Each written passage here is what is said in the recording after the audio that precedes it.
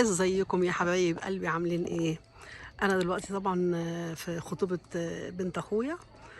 حبيت اصور لكم بس المنظر الجميل، بجد بجد منظر رائع.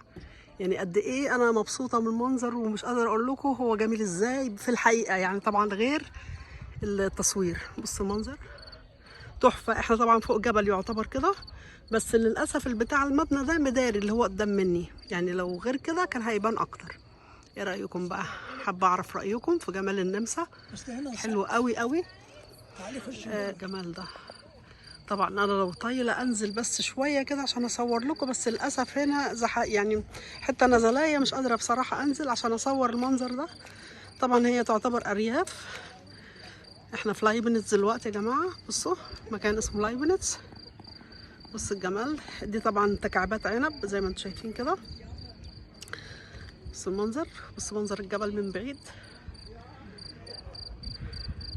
اتمنى المنظر يعجبكم طبعا زي ما عجبني بصراحه. تحفه تحفه، يعني في الشتاء منظر التلج وهو نازل، وفي الصيف زي ما انتم شايفين لوحه جميله من الخضره.